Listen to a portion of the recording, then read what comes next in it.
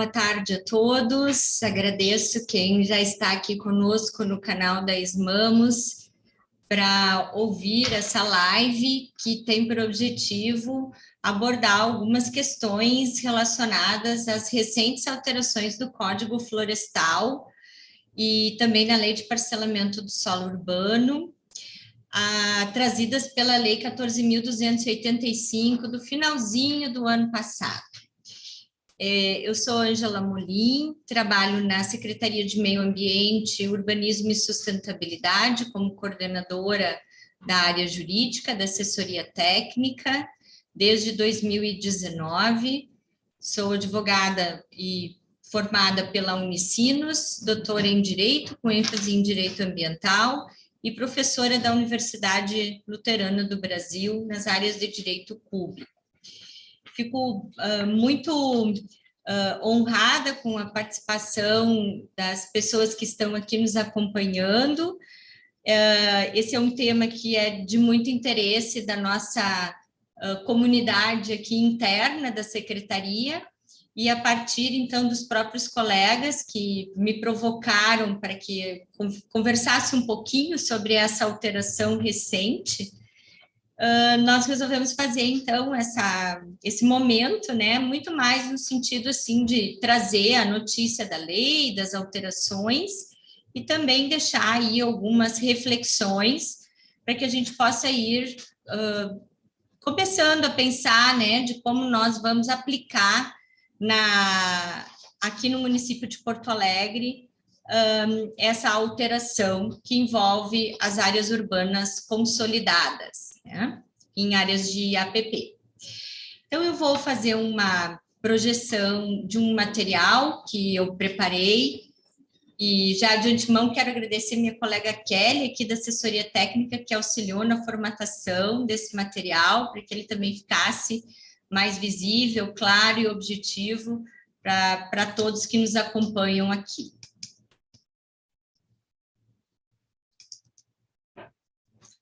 Muito bem, então nós vamos abordar, né, a Lei 14.285, que foi publicada, a lei federal que foi publicada, né, no finalzinho do ano passado, no dia 29 de dezembro de 2021, tá? E essa lei, ela impacta, especialmente, né, que nos interessa aqui diretamente para o nosso planejamento urbano, ambiental, no Código Florestal, que é a Lei Nacional 12.651. Né? Então, a lei do Código Florestal, ela tem ela tinha uma lacuna, né, na verdade, porque o Código Florestal atual, ele trouxe a previsão, né, de APPs, tanto para as áreas urbanas quanto para as áreas rurais, né? Então, numa modificação, assim, de um entendimento de algumas décadas do Código Florestal anterior e também da aplicação da Lei 6766, né, de 79, que deixava para as áreas urbanas, APPs em áreas urbanas, né,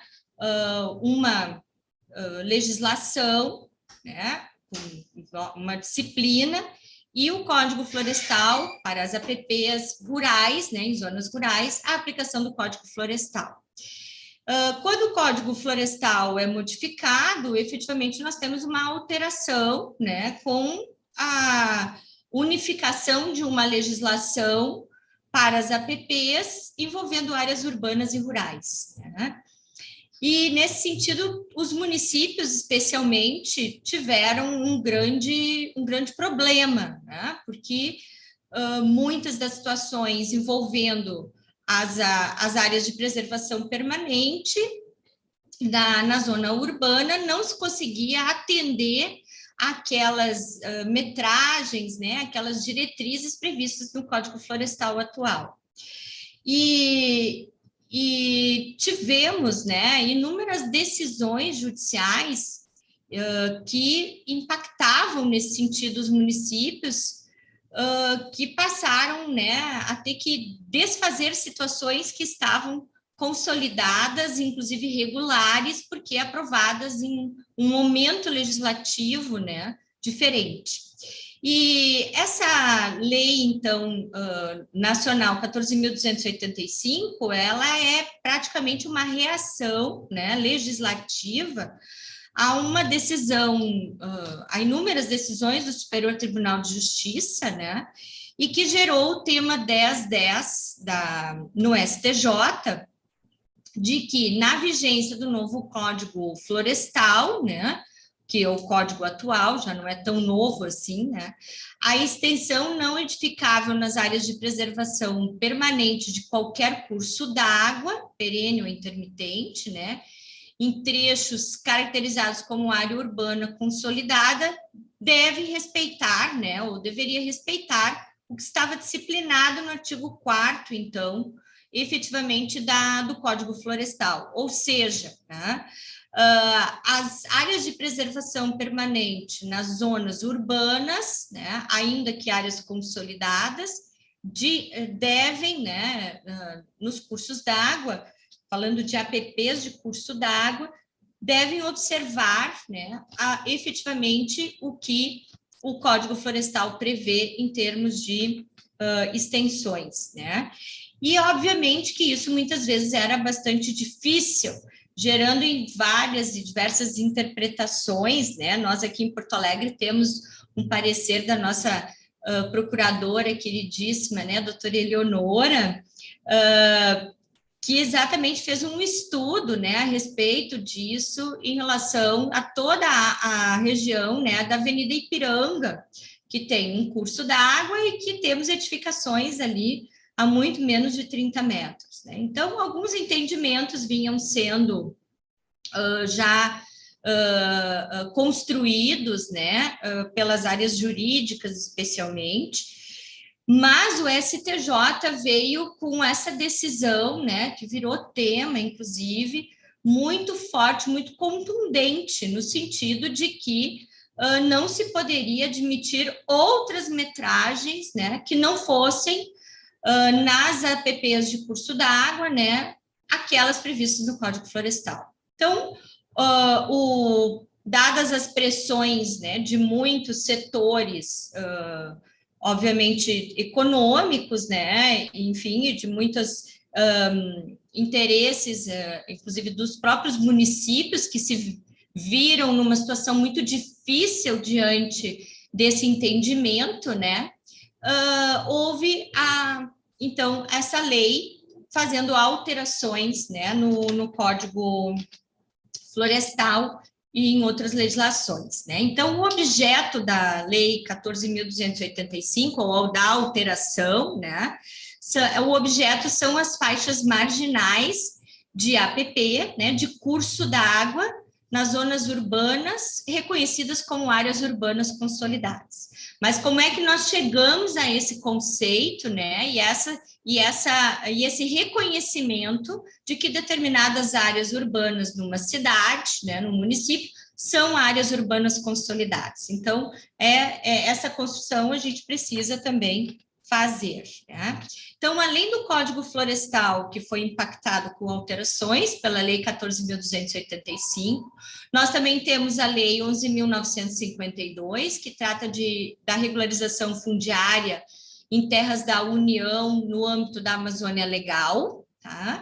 E também uma pequena alteração na Lei 6766, de 1979, que dispõe sobre o parcelamento do solo urbano, né? Então, praticamente para nós aqui do município, né, nos interessa efetivamente a alteração no Código Florestal e a alteração na Lei 6766. Bem, qual é, então, o entendimento, né, ou o conceito de área urbana consolidada, tá? De área urbana consolidada. Quero chamar a atenção, né, que a alteração trazida pela Lei 14.285 é para com esse conceito, né, trazendo esse conceito de área urbana consolidada, né, ela se foca, né, nas APPs de curso d'água, tá? Então, isso também é algo que a gente precisa chamar atenção, né? Não é uma modificação agora para toda e qualquer situação de APP, né? Que a gente sabe que temos várias descritas do Código Florestal. Então, o conceito de área urbana consolidada, ele agora se encontra no Código Florestal. Nós tínhamos apenas um conceito de área rural consolidada, trazido pelo Código Florestal na sua origem, como eu disse, então havia uma lacuna em relação às áreas urbanas consolidadas, e decaíram aqui os conceitos trazidos pelas resoluções do CONAMA, né? Nós tínhamos aí a resolução 302, a resolução 303, a resolução 369, que trabalhavam esse conceito de área urbana consolidada. Ela agora passa a integrar, né, a lei, né, ou seja, o próprio Código Florestal. Então, o artigo 3º, né, inciso 26 do Código Florestal, né, nós vamos ter aqui um conceito, né, de área urbana consolidada, tá, que tem que ser entendida como aquele que atende critérios que também foram trazidos pela Lei 14.285 e passaram a integrar o próprio Código Florestal, né? Então, os critérios estão descritos ali das alíneas A até a linha E, né, do artigo 3º, inciso 26, né? Estar incluída no perímetro urbano ou em zona urbana, pelo plano diretor ou por lei municipal específica, né? Então, esse é o primeiro ponto.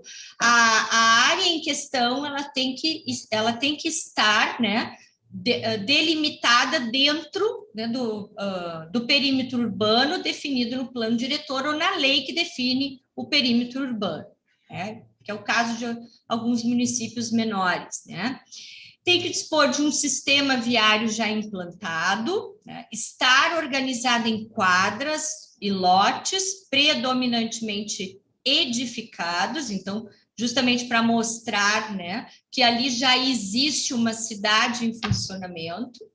Apresentar o uso predominantemente urbano, caracterizado pela existência de edificações residenciais, comerciais, industriais, institucionais, ou mistas, né, direcionadas também à prestação de serviços, quer dizer, eu tenho que ver e identificar que ali se tem, né, uma cidade viva acontecendo, né, e ainda dispor de, no mínimo, 2 dos seguintes equipamentos de infraestrutura urbana implantados: drenagem de águas pluviais, esgotamento sanitário, abastecimento de água potável, distribuição de energia elétrica, iluminação pública, limpeza urbana, né, coleta e manejo de resíduos sólidos. Então, vejam que a área urbana consolidada, ela não é conceituada pela lei.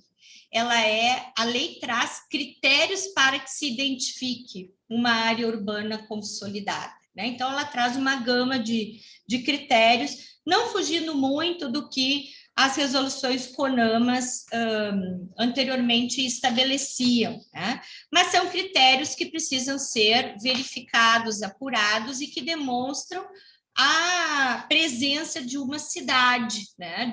De uma cidade que acontece naquele lugar, assim, identificado como área urbana consolidada, né?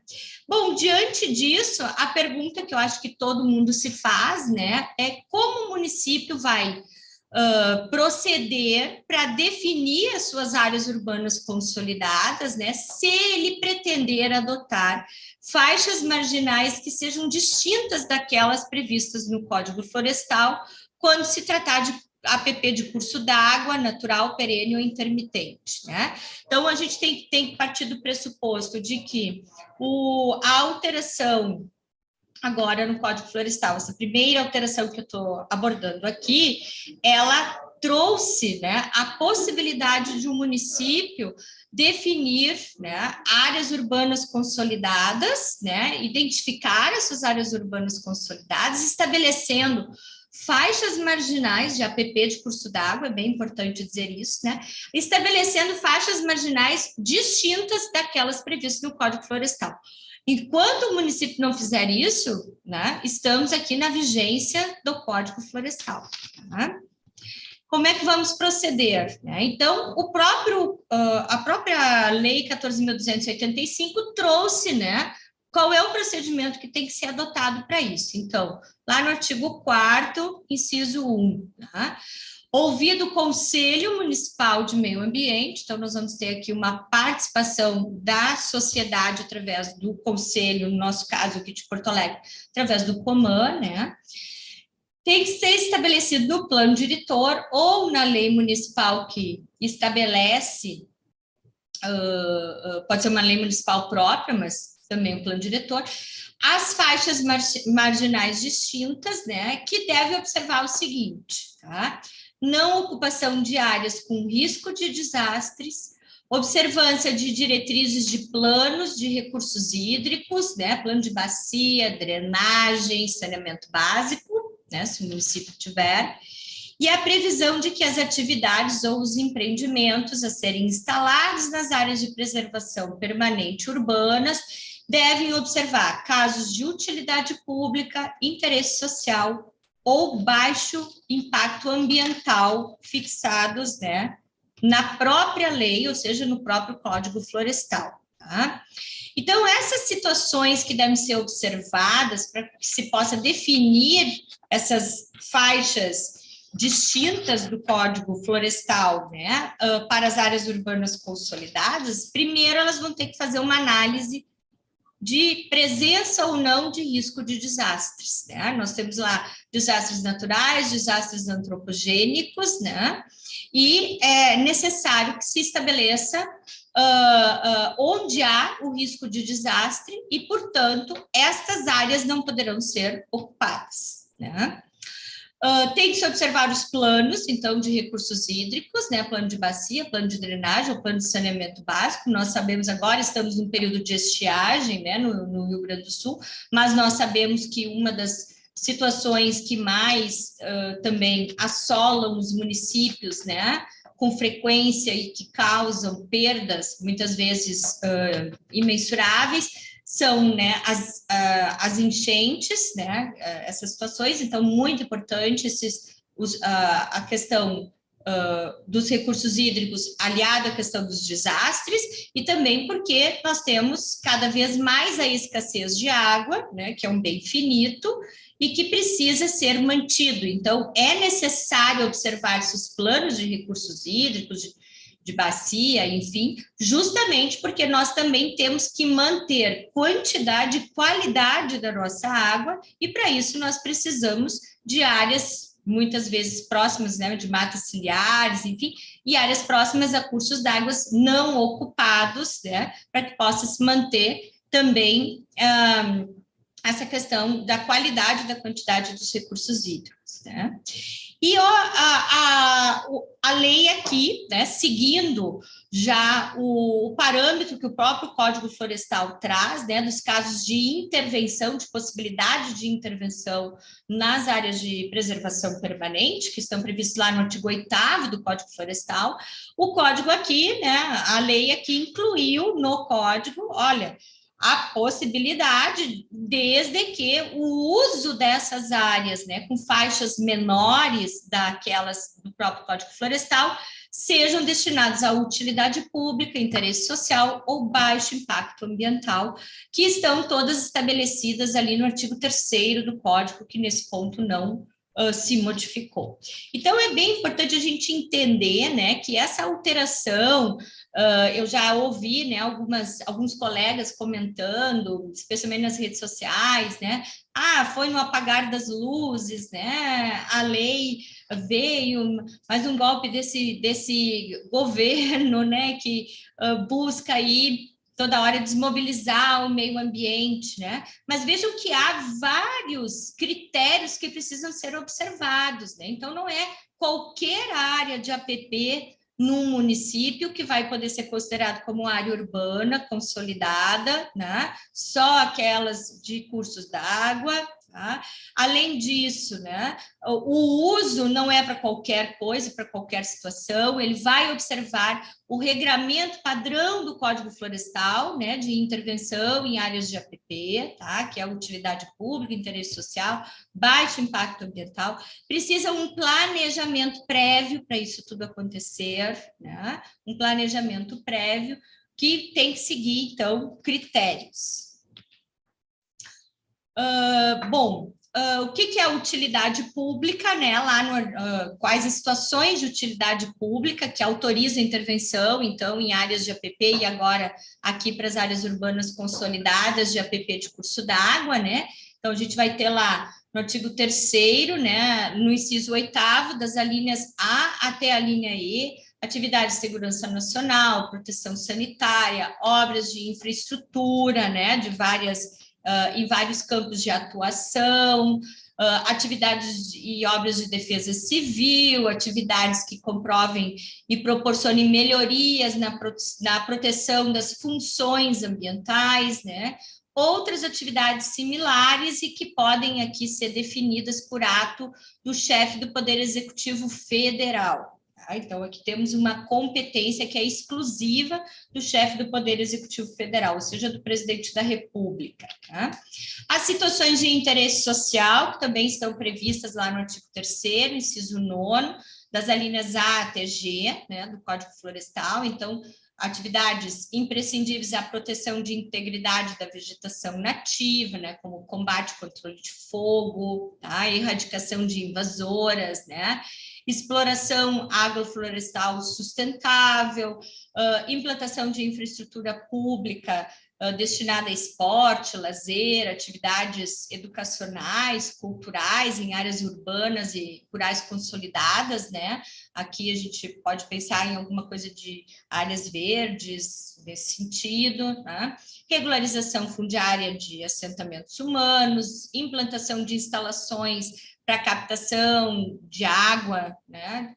Enfim, atividades de pesquisa, extração de areia, argila, e outras atividades assim definidas também pelo presidente da República. Tá? E, por fim, né, as atividades eventuais ou de baixo impacto ambiental, tá? Também lá no artigo 3º, inciso 10, das alíneas A até K, né, que são inúmeras, consideradas, então, de baixo impacto, né, como abertura de pequenas vias de acesso, pontilhões, pontes, implantação de captação e condução de água, implantação de trilhas para ecoturismo, construção de rampa de barcos e pequenos ancoradouro, construção de moradia de agricultores familiares, construção e manutenção de cercas, né, nas propriedades, pesquisa científica, coleta de produtos não madeireiros, né, plantio de espécies nativas, de frutos, sementes e outros, exploração agroflorestal e manejo florestal sustentável e outras ações, né, que podem ser reconhecidas como de baixo impacto, né, pelo CONAMA ou pelos conselhos estaduais de meio ambiente, o CONSEMA no nosso caso, né? Então, muitas dessas atividades nós temos, né, na resolução CONSEMA nesse sentido como de baixo impacto ambiental. Então, vejam que, como eu disse, a alteração do código nesse sentido, segue o padrão que o Código Florestal já vinha desde a sua edição. Né? A Lei 11.952, ela também tem uma pequena modificação, né, com a Lei 14.285, foi incluído um parágrafo 5º no artigo 22 dessa lei, que trata da regularização fundiária de terras da União e na Amazônia Legal, né, e remetendo efetivamente os limites das APPs marginais de curso d'água para o plano diretor e as leis municipais, né, desde que ouvido o Conselho Municipal de Meio Ambiente, tá? Então, aqui anda na mesma linha, né, do Código Florestal, da alteração que foi para o Código Florestal.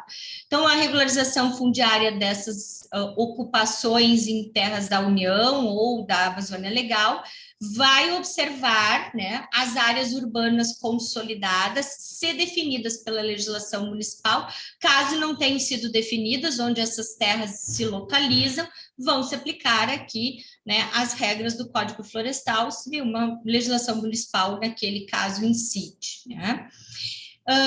E a regularização fundiária municipal, ela segue, tá, a mesma legislação que se tem hoje.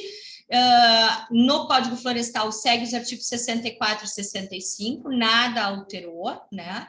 E na Lei 13.465, que é a lei da REURB. Então, para o caso da regularização fundiária, né, em nível municipal, não temos alteração, tá? Não temos alteração.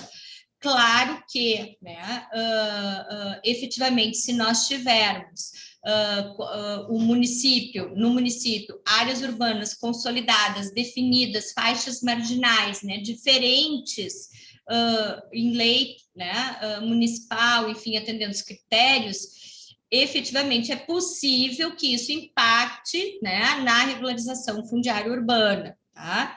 Mas nós temos que ter previamente esse planejamento feito a partir, então, da alteração que o Código Florestal tem. Tá?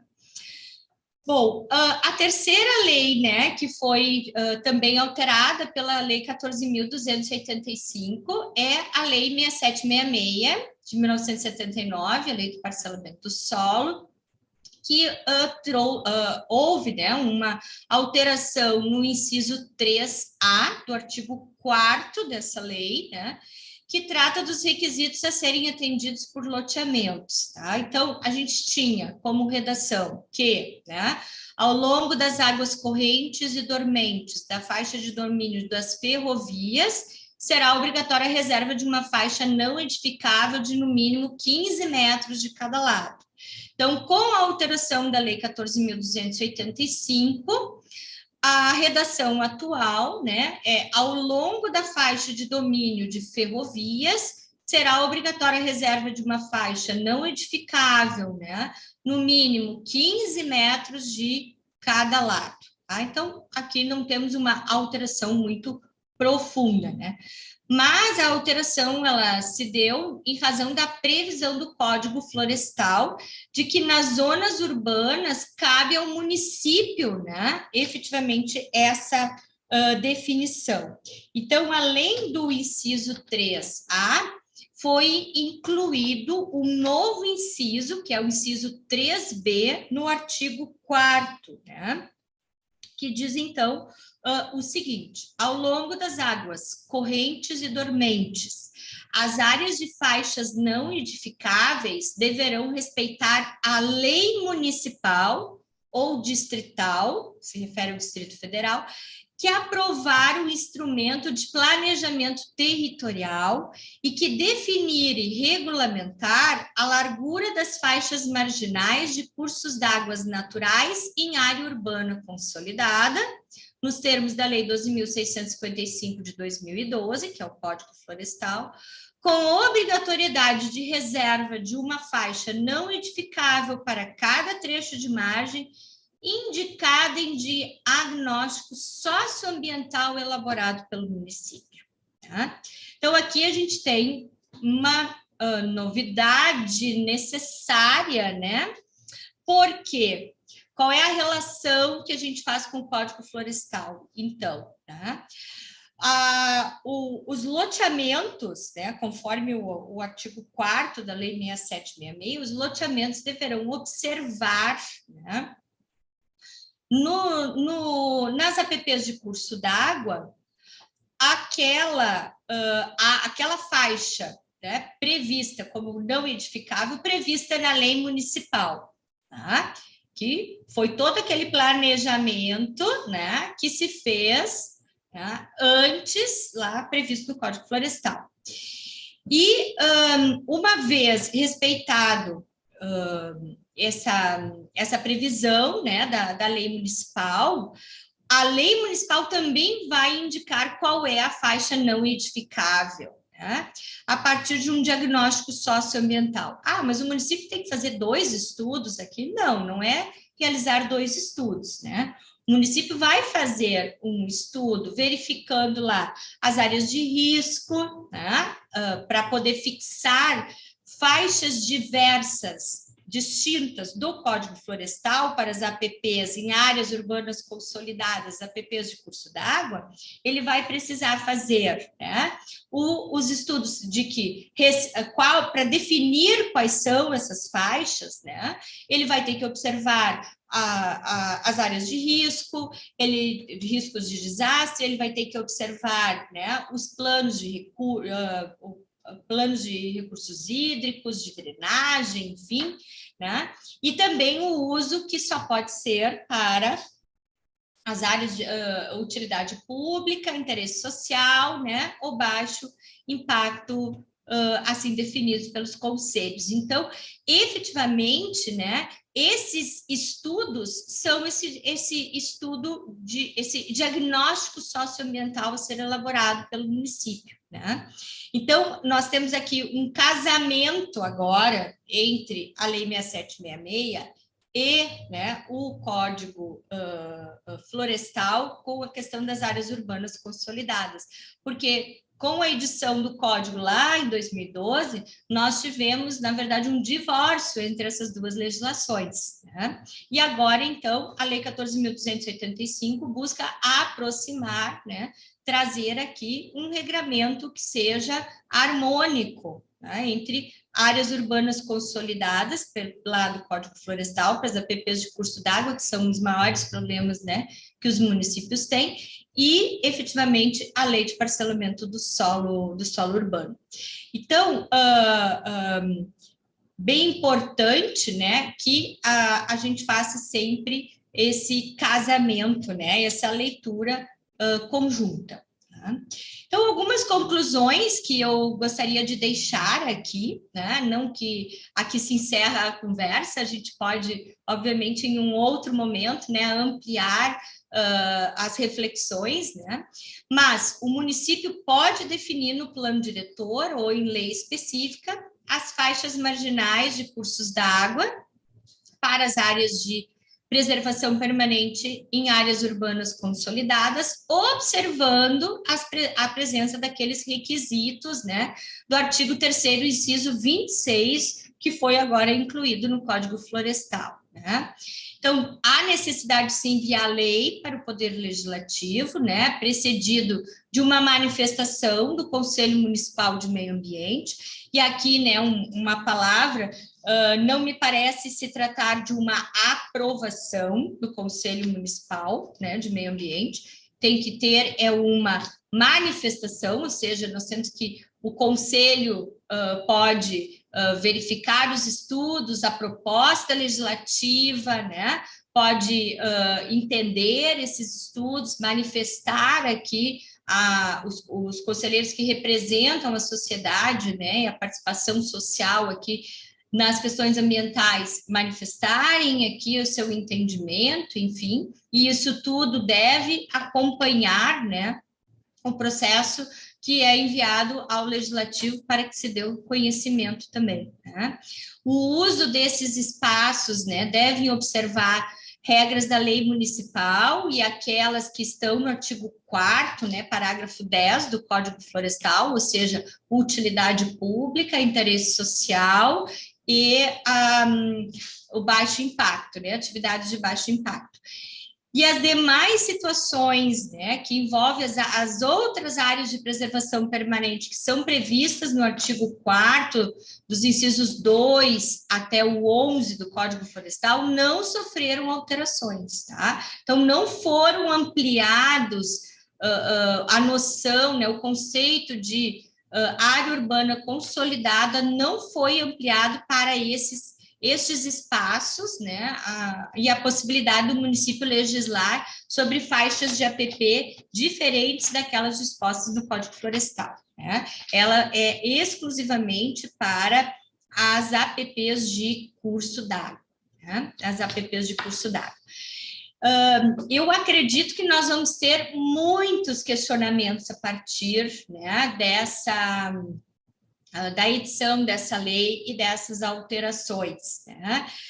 Por quê? porque a lei, ela sempre procura trazer clareza, né, nas suas disposições, na sua disciplina, mas efetivamente a vida real nos apresenta situações que nós temos que muitas vezes enquadrar, né, na norma legal. E aí a gente pode ter interpretações que poderão surgir, né?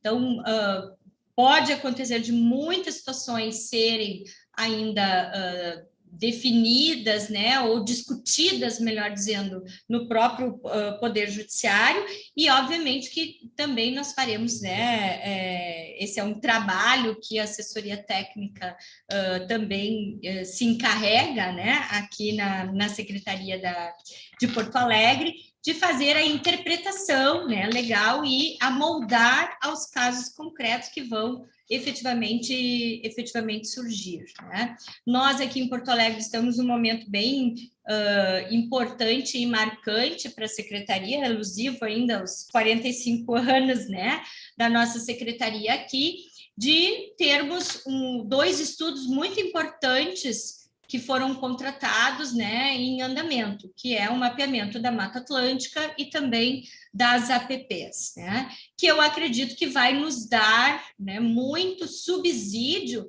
exatamente para pensar, né, e ainda nesse momento de revisão do plano diretor, né, pensar nessas áreas urbanas consolidadas, né, nessas situações todas que a legislação agora nos coloca, né.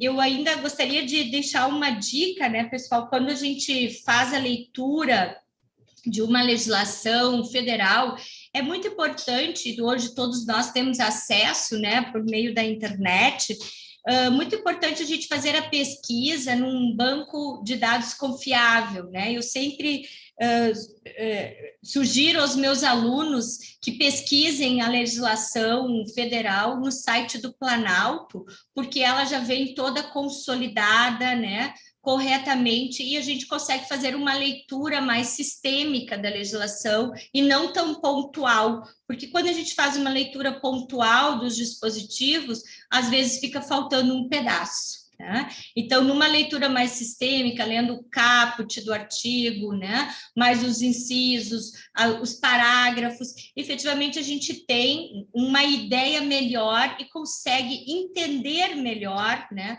a norma. Né? Então, como eu sei que temos aqui colegas que são arquitetos, engenheiros, né, biólogos, enfim, essa é uma dica que eu deixo, né, para quem quiser aproveitar, porque efetivamente nos dá um pouco mais de segurança na leitura que a gente faz. Né? Eu agradeço imensamente essa oportunidade, né? Foi uma provocação bastante interessante que eu recebi dos colegas, me motivou bastante a fazer leituras, enfim, e me preparar para esse momento. Eu espero que tenha sido claro, né, num primeiro momento, e eu sei que a partir do momento que vocês começarem a fazer as suas leituras, vão surgir dúvidas, questões, e talvez a gente volte e estabeleça em algum momento um debate, que eu acho que vai ser bem interessante. Muito obrigada pela presença dos que ficaram aqui, né, nesse momento aí breve, mas para me assistir e para a gente conversar sobre isso, e a assessoria técnica da Secretaria de Meio Ambiente, Urbanismo e Sustentabilidade está à disposição de todos. Muito obrigada e até uma próxima.